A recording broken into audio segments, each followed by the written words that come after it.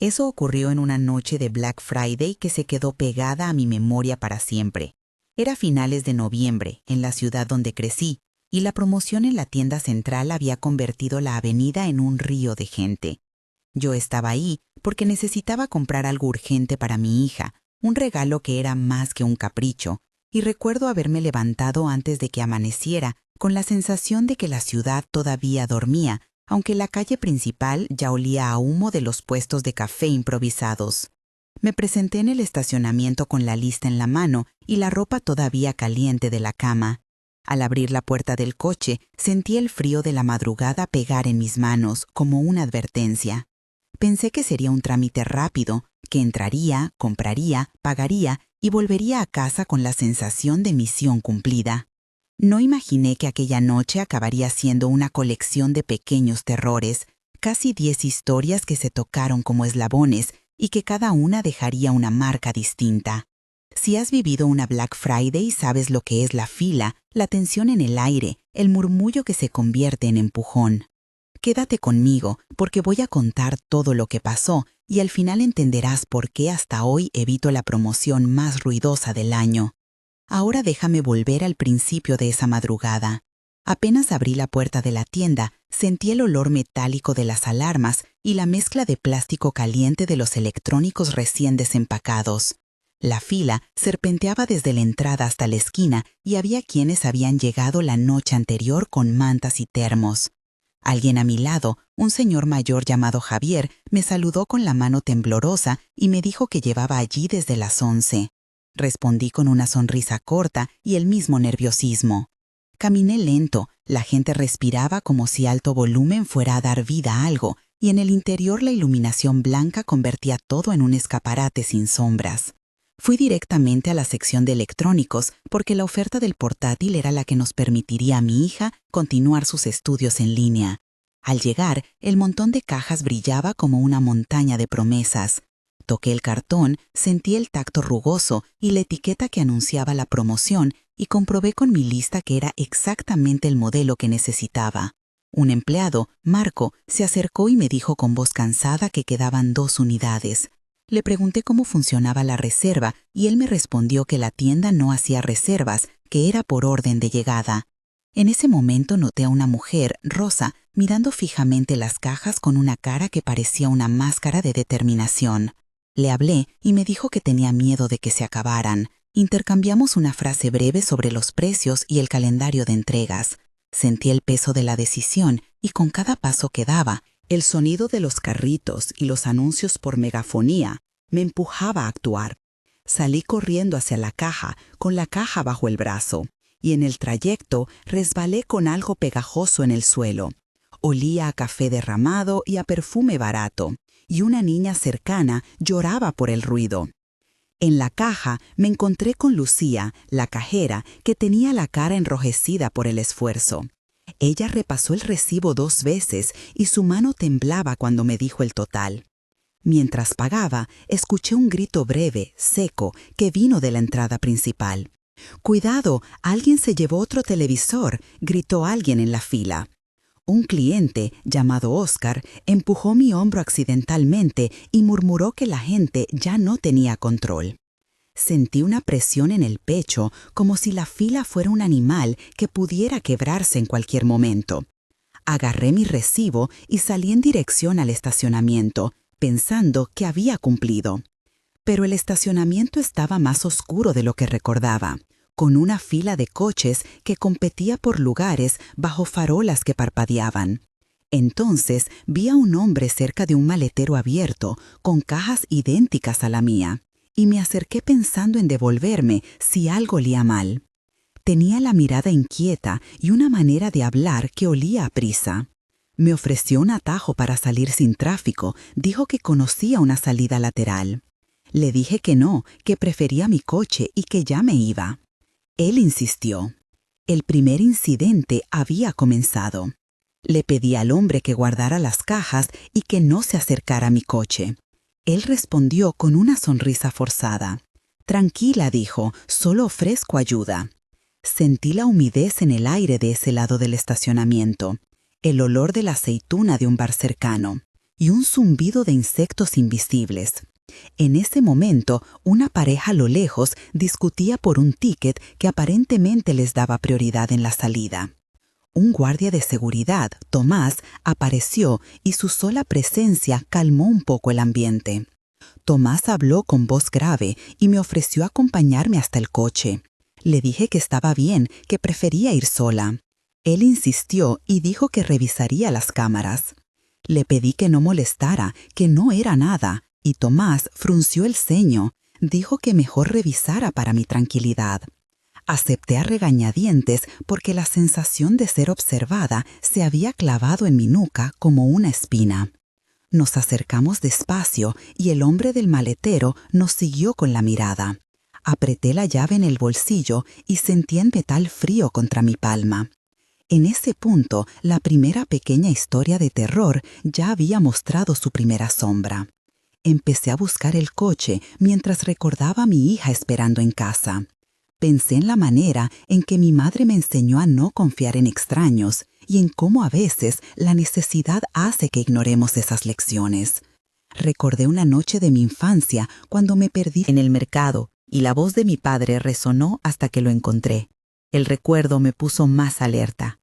En la fila de salida, otra persona, un joven llamado Ricardo, me paró y preguntó si podía revisar la caja para confirmarle que no estaban abiertas. Le dije que sí. Y mientras abríamos la solapa, notamos que dentro de una de las cajas faltaba el manual y que alguien había vuelto a cerrar la caja con cinta transparente. Ricardo murmuró que eso olía a robo interno. Mi estómago se encogió. ¿Y si la tienda tenía una falla de seguridad? ¿Y si la complicidad era más amplia? Sentí las manos sudadas, el sonido de los frenos de coches cercanos como una alarma diminuta. Hablar de esto ahora suena exagerado, pero en ese momento, cada pequeño detalle aumentaba la sensación de peligro. La búsqueda de respuestas me llevó nuevamente al interior de la tienda, donde el gerente, Carlos, me recibió con la expresión de quien está a punto de explicar una emergencia. Su camisa tenía una mancha insignificante en el cuello, la corbata arrugada como si hubiera corrido previamente. «Hemos tenido varios intentos de hurto», dijo en voz baja. «Estamos revisando las cámaras y tratando de organizar la caja de devoluciones». Le pedí ver el registro de ventas de la noche, y él me dijo que la central lo controlaba. Sentí una mezcla de indignación y vulnerabilidad. Le pedí a Carlos que me acompañara al estacionamiento, y él aceptó con desgana. Al cruzar de nuevo la línea entre la tienda y el exterior, una ráfaga de aire frío me golpeó la cara, y me recordó que estábamos a merced de lo imprevisible. Marco y Lucía estaban todavía ordenando cajas, y al verme volver, Lucía soltó una frase baja sobre la cantidad de personas que habían irrumpido en la sección de televisores. Conversamos un poco con el gerente, y mi necesidad de respuestas fue haciéndose más urgente. Entonces escuchamos, como un eco, un grito que provenía más allá de la fila de coches. La noche comenzaba a multiplicar los incidentes. El intercambio con el gerente escaló rápidamente a un enfrentamiento verbal, que no estuvo exento de tensión. Le dije a Carlos que sentía que la tienda no estaba haciendo lo suficiente, que la promoción había creado un caos y que la seguridad parecía improvisada. Él me respondió que la logística era complicada, que la central había recortado personal y que ellos hacían lo que podían. Le dije que eso no era excusa y que si alguien resultara herido habría responsabilidades. Carlos respondió con un suspiro y comentó que la policía estaba al tanto. En ese momento apareció la presencia del antagonista que transformó la inquietud en peligro palpable. Un grupo de personas, liderado por un hombre corpulento cuyo nombre después supe que era Raúl, se acercó y comenzó a gritar acusaciones. «Ese ladrón está adentro», dijo Raúl, señalando a un joven que parecía desconcertado. «Lo vi salir con una caja», añadió. El joven, llamado Andrés, negó con la voz rota que hubiera tomado algo. «No lo hice», dijo Andrés. «Solo quería ver si aún quedaban cajas para mi madre». Raúl no lo quiso escuchar. La tensión se volvió eléctrica. Sentí la vibración de la multitud como si fuera un animal que se prepara para atacar. Tomás, el de seguridad, intentó contenerlos, pero la furia colectiva es difícil de sujetar. Iniciamos un diálogo que fue deteriorándose con rapidez. Yo dije, «Por favor, si tienen pruebas, llamen a la policía». Raúl contestó, Nos cansamos de robos. Si no hacen algo ustedes, lo hacemos nosotros. Carlos trató de mediar. Necesitamos pruebas, revisaremos las cámaras. Raúl replicó, ya perdimos tiempo. Andrés, con la voz quebrada, dijo, no soy un ladrón. Tomás intervino, baja la voz, por favor, vamos a calmarnos.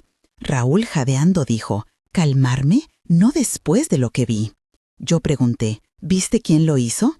Él señaló hacia la salida con la mano temblorosa. Sí, un grupo de 3. Marco dijo en voz baja, tenemos las grabaciones, pero a veces la gente actúa más rápido que las cámaras. Lucía añadió, hay daño en la sección de accesorios. Un sentimiento de amenaza se apoderó del ambiente y sentí la respiración de la gente muy cerca, como si me empujaran con los ojos. Fue en ese punto que la discusión empezó a subir de tono y se convirtió en empujones. «¡Alto, por favor!», grité, porque ya no soportaba la idea de que un error humano terminara en violencia. Esa escena fue el primer encuentro con un antagonista claro y su banda, y la escalada era imparable. La confrontación duró varios minutos que se sintieron como horas. Hubo empujones, insultos y la sensación de que cualquiera podía decidir cruzar un límite. «¡Devuélvanlo!», gritó Raúl con voz cavernosa. Andrés, con la cara blanca, trataba de retroceder. «No tengo nada, por favor», suplicó. Una mujer cercana, llamada Mariana, afirmó que había visto movimiento sospechoso entre las estanterías. Otro testigo, Víctor, dijo que había visto a alguien salir corriendo hacia el estacionamiento con una caja bajo el brazo. Yo le pregunté a Víctor, ¿estás seguro de que era esa persona? Él respondió que el rostro era borroso en la distancia. Sentí el olor del sudor y de la adrenalina, y un ruido sordo como de platos rotos cuando alguien dejó caer una pila de cajas. Las luces intermitentes de las patrullas se acercaban y avivaban la escena con tonos azules y rojos que hacían todo más dramático. Cuando la policía llegó, sus voces firmes cortaron brevemente la vorágine. «¡Alto! ¡Todo el mundo al suelo!», ordenó el agente Hernández. La multitud obedeció, pero la sensación de peligro no se fue. En el pico de la escalada, tuve que tomar una decisión que me cambió esa noche. Había un pequeño grupo que intentaba abrirse paso hacia una salida lateral y la idea de que alguien pudiera ser golpeado era real. Sentí un impulso que venía de la necesidad de proteger a los míos y a los que estaban indefensos. Me interpuse entre Raúl y Andrés y dije fuerte, «No van a linchar a nadie aquí, eso no arregla nada». Raúl me miró, la expresión de sorpresa cruzó su rostro. «¿Y tú quién eres?», preguntó con desprecio. «Soy alguien que no quiere sangre», respondí. Él escupió al suelo. «Entonces quítate», dijo. Entre la multitud se escuchó una respiración colectiva, como si el aire hubiera decidido detenerse. Tomás intentó separarnos y fue empujado hacia atrás. Por un instante todo se congeló. Sentí el cuero de mi chaqueta rozar contra mi pecho y mis manos temblaron. Fue uno de esos momentos en que el tiempo se estira y puedes ver cada detalle en ultra alta definición. Recuerdo el reflejo de los focos en las gafas de Raúl, el tic de su mandíbula y el olor acre de la rabia. Decidí no moverme, y aquello cambió la dirección del conflicto hacia una resolución inesperada. En cuestión de segundos, un suceso que ninguno de nosotros esperaba ocurrió. Un joven del grupo de Raúl se abalanzó sobre Andrés y tiró la caja que llevaba. La caja se rompió, y de ella cayeron varios artículos pequeños que parecían pertenecer a la tienda. Gritos, sollozos y afirmaciones de culpa se mezclaron. «Esos son nuestros productos», dijo Lucía. Raúl intentó justificar la acción diciendo que estaban hastiados de los robos. La policía separó a los implicados y procedió a realizar identificaciones. En la confusión, yo conseguí sacar a Andrés de la línea de fuego y lo llevé hacia una zona iluminada. Él se apoyó en mi hombro y dijo con voz rota, «Gracias, pensé que no saldría con vida». Sentí su pulso agitado y el sabor metálico del miedo en la boca. En ese momento, otro incidente empezó a desarrollarse en paralelo, un segundo frente que poco a poco se fue haciendo más inquietante. Había oído a alguien anunciar que en la zona de devolución se habían encontrado paquetes abiertos con artículos faltantes, lo que sugería una posible conspiración entre empleados y clientes. La noche ya no era una sola historia de peligro, eran varias convergiendo. La resolución inmediata trajo alivio, pero también consecuencias. Andrés fue retenido para identificar a los supuestos cómplices. La policía recogió declaraciones y tomó fotografías del lugar. Presenté mi parte y di mi versión de los hechos. Durante la toma de declaraciones, noté que algunos testigos cambiaban detalles, confundidos por la emoción. La presencia policial dio una sensación de seguridad, aunque tambaleante. La tienda cerró temporalmente una de sus puertas para controlar el flujo de gente y se ofrecieron bebidas calientes a quienes estaban en shock. Un joven llamado Hugo, que trabajaba como repartidor en la calle, me trajo una manta y dijo: «No te muevas, yo vi todo desde la esquina». Sentí un alivio pequeño, una burbuja de calor en medio del frío. Aún así, había una tristeza en el ambiente, como si algo esencial se hubiera roto entre nosotros esa noche. La primera resolución no fue completa y dejó heridas abiertas.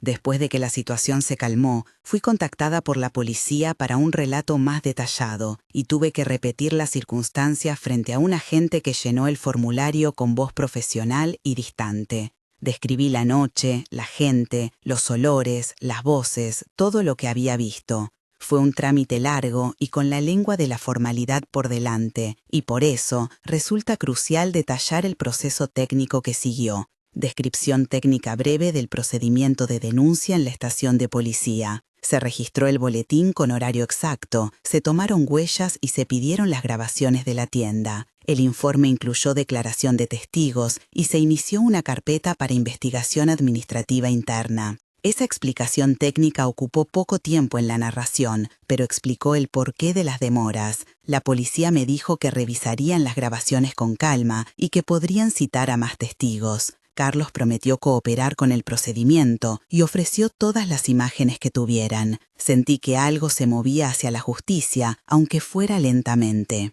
A partir de ahí comenzaron las repercusiones formales. Hablé con el gerente y él me explicó el protocolo interno que la tienda aplicaría después de un incidente de esta naturaleza. Me describió en términos sencillos cómo se haría la auditoría de inventario y la revisión de políticas de seguridad. Descripción técnica del proceso de investigación interna de la tienda. Se activó una auditoría de inventario, se revisaron cierres de caja y se solicitaron las grabaciones de las cámaras para cotejo con las declaraciones. Se abrió un acta interna y se notificó al departamento regional para medidas disciplinarias si se detectaba colusión. Carlos me dijo que la empresa quería evitar un escándalo, pero que necesitaban pruebas concretas. Allí aparecieron otros nombres, personas que mencioné antes y algunas más, empleados y clientes que serían contactados, entre ellos María, una vecina que dio su testimonio en video, y Javier, que facilitó fotos tomadas desde su móvil. Con el paso de las semanas, la investigación arrojó pequeños hallazgos. Un empleado fue sancionado por malas prácticas administrativas y la tienda reforzó la seguridad con personal extra y barreras temporales.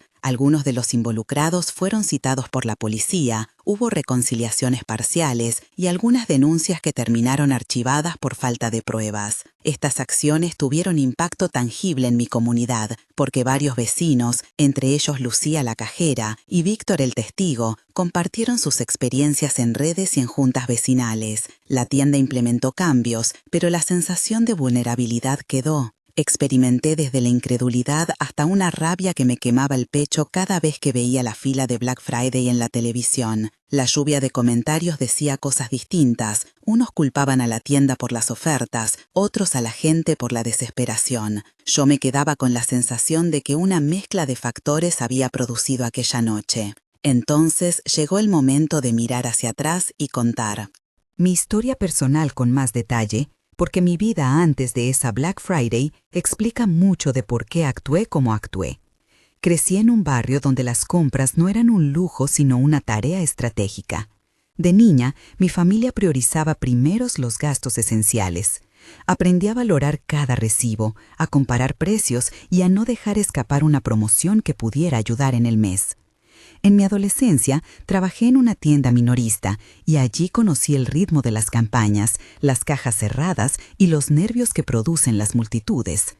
Esa experiencia me formó y me enseñó que la organización puede salvarte de sorpresas, pero también me mostró que en ambientes de consumo la ética se pone a prueba.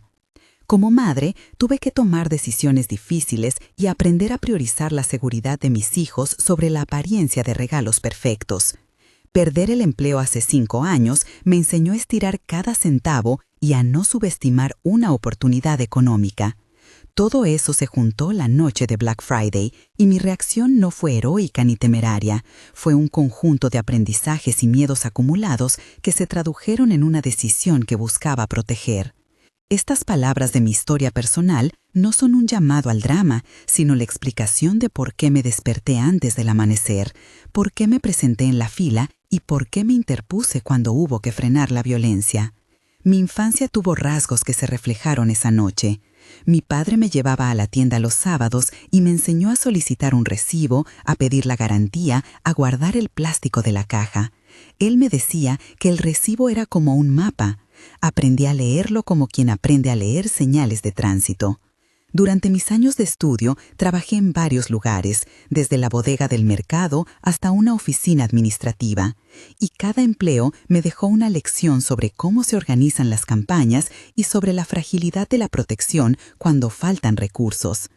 Perdí a mi primer perro a los 19 y aprendí a lidiar con la culpa.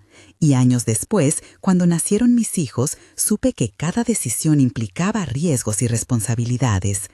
Esa generación de experiencias fue la base por la que aquella noche actué con la mezcla de impulsos que tuve. No es una biografía extensa, pero sí 3 o 4 parágrafos que explican mi sensibilidad ante el caos y la necesidad de proteger. Todo eso estaba presente en mi voz cuando dije que no permitiría que lincharan a nadie. En medio de todo esto, arbitré varios momentos de tensión y quiero detenerme en 2 que se me quedaron grabados. El primero fue cuando nos vimos rodeados por la multitud y tuve que decidir si quedarme o retirarme. En esos segundos sentí que mi pecho se comprimía y una serie de recuerdos familiares me pasaron por la mente como un carrete. Recordé cómo mi abuela decía que la decisión correcta no siempre es la más fácil. Sopesé el riesgo, calculé las probabilidades y decidí interponerme. Fueron 2 párrafos de tensión donde la mente se divide entre el instinto de supervivencia y la responsabilidad con el otro. El segundo momento ocurrió cuando la caja se abrió y cayeron los artículos. La explosión de ruido, el olor de cartón rasgado y la visión de pequeños objetos tirados en el suelo fueron un golpe físico. Fue un momento tremendo, de unos 3 minutos que parecieron eternos, en los que tuve que mantener la calma, ayudar a Andrés y responder a la policía. Ambos momentos fueron decisivos y me enseñaron que a veces la valentía es apenas un segundo de decisión antes de que la vida cambie. Aproximadamente un mes después de la noche, la cosa ya había tomado un cariz distinto. Un mes después. En las semanas siguientes hubo reuniones comunitarias y la tienda pagó por un curso de capacitación para su personal en manejo de multitudes y prevención de pérdidas. Nos invitaron a varios vecinos a una charla con el gerente Carlos y la policía local. Recuerdo la sala con las luces fluorescentes y el olor del café recalentado, las sillas alineadas y las caras de quienes habían vivido la noche. María, una vecina que también fue testigo, habló sobre la importancia de registrar pruebas con el móvil. Javier comentó que había compartido sus fotos en un grupo comunitario y que eso ayudó a identificar a uno de los implicados. El proceso no fue limpio ni claro para todos, pero sirvió para que la tienda reconociera que había fallado en logística. Hubo consecuencias administrativas para un empleado que resultó implicado en la colusión y se mejoraron las barreras del acceso al estacionamiento para evitar que vendedores informales o supuestos revendedores se aprovecharan de la vida. Para mí, el primer mes fue de recuperación intensa, de chequear si mi hija estaba bien y de repetir la historia en conversaciones hasta que me sentí menos temblorosa. Aprendí a llevar siempre una copia del recibo, a no guardar las cajas en el coche cuando la noche es problemática y a pedir que alguien me acompañe en futuras noches de grandes ofertas. 3 meses después, la cosa había cambiado en otras formas. 3 meses después, la tienda empezó a implementar un sistema de filas organizadas con pulseras numeradas y a coordinar con la policía local la presencia de agentes en días de mayor afluencia. Se creó un pequeño protocolo comunitario para que los clientes pudieran reportar vendedores sospechosos en el estacionamiento. La experiencia se convirtió en un caso de estudio para la corporación regional y la gerencia local tuvo que asistir a una revisión de procedimientos. En mi vida personal, sentí que mi ansiedad disminuía, aunque no desapareció del todo. Hablé en un foro local sobre seguridad en eventos de consumo masivo y compartí mis aprendizajes. Algunas personas me escribieron para decirme que actué bien y que me admiraban, y otros me dijeron que fui imprudente. Lo importante es que se tomaron medidas tangibles y que la comunidad empezó a debatir sobre la ética del consumo y la responsabilidad corporativa. El número de incidentes menores en la zona descendió, y la sensación de que éramos responsables entre vecinos se fortaleció. 6 meses después vino un cierre emocional, aunque no total. 6 meses después, el invierno siguiente llegó y con él otra campaña de promociones. Esta vez noté la diferencia. Había controles más estrictos en el acceso al estacionamiento, personal adicional y una estrategia de comunicación para que la gente supiera dónde formarse. Me encontré con Lucía, la cajera, en un supermercado, y nos sonreímos con la complicidad de quienes sobrevivieron a una tormenta. Andrés, al que ayudé aquella noche, volvió a la tienda para pedir disculpas públicas por el malentendido. Raúl fue citado a declarar y terminó con cargos menores por lesiones y alteración del orden, y algunos de los empleados que habían mostrado fallas fueron reasignados. La comunidad nos reunimos en una pequeña asamblea donde propusimos normas para las próximas promociones y creamos un grupo de WhatsApp para alertas rápidas. A nivel personal, cambié mi forma de comprar en Black Friday. Ahora planifico, voy acompañada y priorizo seguridad. La experiencia me marcó, pero también me dio herramientas para actuar con más prudencia y para participar en la mejora de las normas locales. Estos 6 meses cerraron un ciclo de miedo que se transformó en una lección compartida. Quiero que esta historia sirva como reflexión. A veces, la voracidad del consumo provoca situaciones que no imaginamos y transforma la necesidad en riesgo. Yo desayuné la mañana siguiente a esa noche con la sensación amarga de que casi todo pudo ir peor. Aprendí que la comunidad es una de las mejores defensas, que documentar y hablar es importante y que las medidas institucionales deben acompañar a las personas. Si te encuentras en una situación similar, recuerda, primero cuidar tu vida y la de los tuyos. Las compras pueden esperar. Me gustaría que compartieras tu experiencia en los comentarios ahora, porque en este punto de la narración siento que necesitamos escuchar más voces. Si estuvieras en mi lugar, ¿cómo habrías reaccionado? Sé que en la hora todo parece claro en la imaginación, pero en la práctica todo se mueve en cámara lenta. Deja en los comentarios una frase que empiece con yo habría o yo habría corrido hacia y cuenta en corto tu reacción. Compartir ayuda a otros a entender que no están solos y nos da material para futuras historias que pueden prevenir daños. Muchas veces las mejores ideas para protegerse nacen de los relatos de la gente común. Si te animas a contar, por favor sé breve y directo para que otros puedan leer y aprender. Ahora vuelvo a la narración porque aún quedan detalles que cerrar. En las semanas que siguieron me ofrecieron la posibilidad de participar en un pequeño grupo asesor que la tienda creó para revisar protocolos. Acepté porque sentí que era una forma de transformar el miedo en algo útil. Estuvimos reunidos con el gerente Carlos, la jefa regional, una representante de seguridad y 2 policías locales, incluida la oficial que me tomó la declaración. Discutimos medidas concretas, desde la señalización clara de filas hasta la instalación de puntos de atención rápida para quienes necesitan ayuda. A partir de ahí, se diseñaron folletos y una campaña en redes para informar a los clientes sobre cómo reclamar de forma ordenada. También se implementó un registro de pulseras para entradas anticipadas y un correo electrónico de atención para denuncias. En la práctica, algunas de estas ideas funcionaron y otras tuvieron que ajustarse. A la larga, la tienda registró menos incidentes y aprendió que la prevención requiere inversión. Al final de todo, mi conclusión es sencilla y personal. Aprendí que las grandes ofertas pueden ser trampas para el sentido común y que la seguridad no es negociable.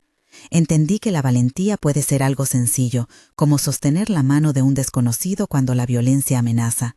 Sentí también que la comunidad se transformó en una herramienta real y que juntos podemos cambiar prácticas. Si algo rescato de esa noche es que aunque hubo miedo, perdimos poca dignidad y ganamos compromiso con el otro.